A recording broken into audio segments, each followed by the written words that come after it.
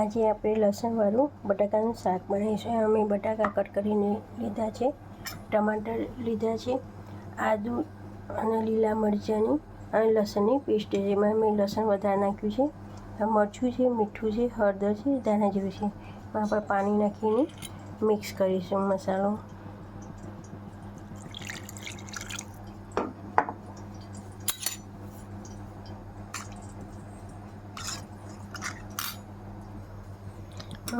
વઘારમાં આપણે જીરું નાખીશું.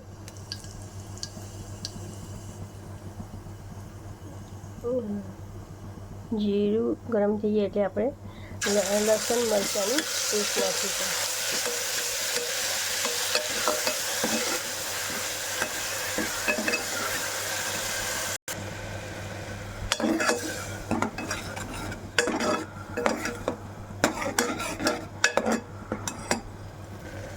આ મસાલો સંતરાઈ જાય ત્યાં સુધી આપણે એને મિક્સ કરીશું.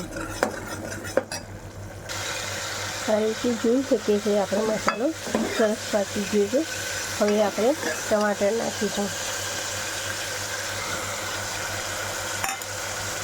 હવે આપણે એને મિક્સ કરીશું.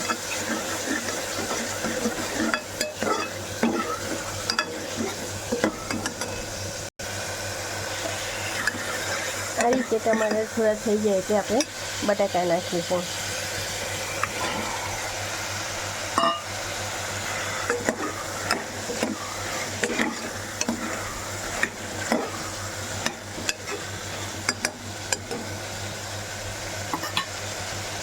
હવે આપણે બટાકા ચડી એટલું અંદર પાણી નાખીશું.